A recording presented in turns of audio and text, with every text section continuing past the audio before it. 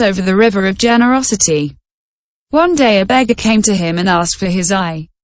Sariputra said to him, "My eye will be of no use to you. Why do you want it? But if you asked me for my body or my goods, I would give them to you immediately." The beggar answered, "I do not need your body or your goods. I only want your eye. If you really practice generosity, you will give me your eye." Then Sariputra tore out one of his eyes and gave it to him. The beggar took it and, in front of Sariputra, he sniffed it, spat upon it with disgust, threw it on the ground and stamped on it with his feet. Sariputra said to himself, "People as vicious as this are hard to save." My eye was of no use to him at all, but he demanded it violently, and when he got it, he threw it away and stamped on it. What can be more vicious? Such people cannot be saved. It is better to tame oneself. One will free oneself sooner from samsara. Having had this thought, Sariputra left the bodhisattva path and returned to the lesser vehicle. This is what is called not reaching the other shore. But if one travels one's path directly without turning back and reaches Buddhahood, that is called reaching the other shore. 2. Furthermore, having done what had to be done is to reach the other shore. Note: in India, it is commonly said of someone who has accomplished that which had to be done, that he has reached the other shore. 3. Furthermore, this shore, the shore from which one is departing, is greed. The river is generosity, and the other shore is Buddhahood. 4. Furthermore, this shore is the wrong view of existence and non-existence. The other shore is wisdom, which destroys the wrong view of existence and non-existence. The river is the diligent practice of generosity. 5. Finally, there are two types of gifts: the gift of Mara and the gift of Buddha. Mara's gift is accompanied by fetters, theft, sadness, confusion and fear. It is called this shore. Buddha's gift is pure generosity, free of fetters and objects of fear, leading to Buddhahood. It is called the other shore, and it constitutes the paramita. Asavijapama Sutra. In the Photo 2 Chayu King, it is said, a man who had committed an offense against the king was commanded by the latter to take a chest containing 4 venomous snakes and to guard them and take care of them. The man said, "It is dangerous to come near these 4 snakes.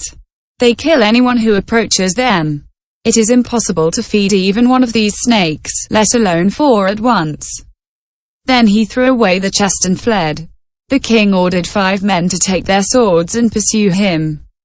Thereupon, an individual, of attractive speech but inwardly hostile, said to the man, "It would be reasonable to feed these snakes.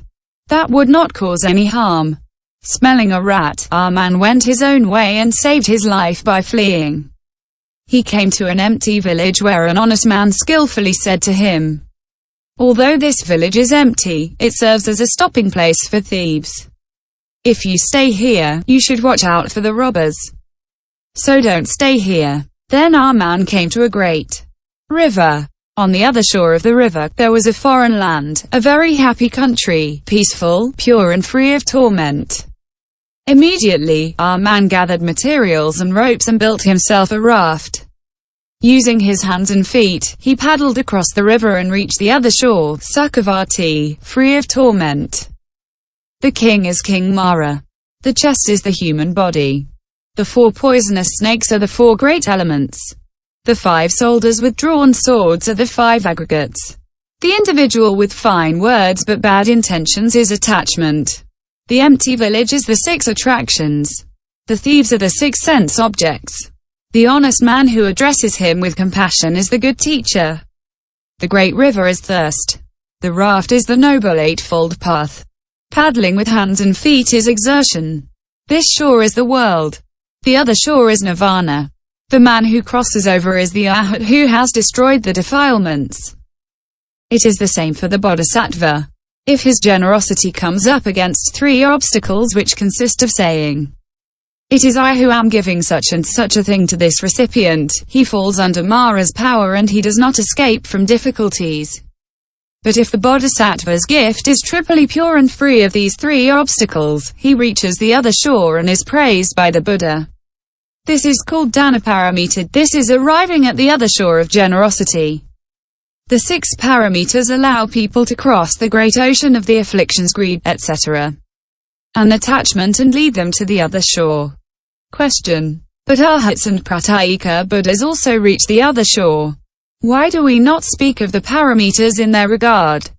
Answer. The arhats and pratyekabuddhas reach the other shore just like the Buddha reached the other shore.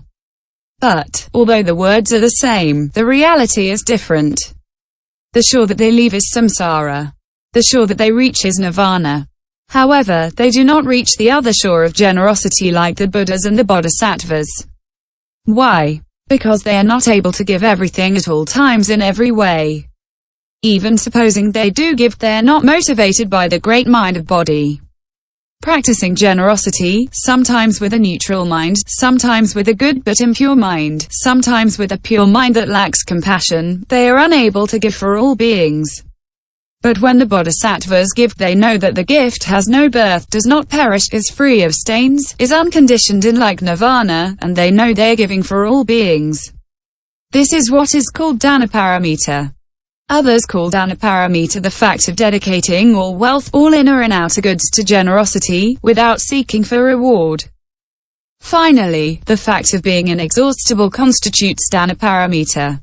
Why? When one knows that the thing given is absolutely empty, like nirvana, and in this spirit one gives alms to beings, the reward of generosity is called danaparamita.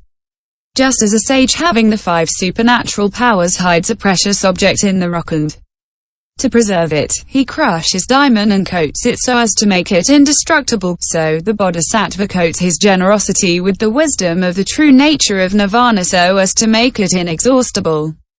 Moreover, the bodhisattva gives for all beings, and as the number of beings is inexhaustible, his gift also is inexhaustible. Finally, the bodhisattva gives in order to acquire the attributes of Buddha, and as these attributes are immense and infinite, his gift too is immense and infinite. This is why, although the arhats and pratyekabuddhas reach the other shore of nirvana, it cannot be said that they have reached the other shore of generosity. 3. Perfection of generosity. Question. What is meant by perfection of generosity? Answer. As we have said above, the bodhisattva practices all the generosities.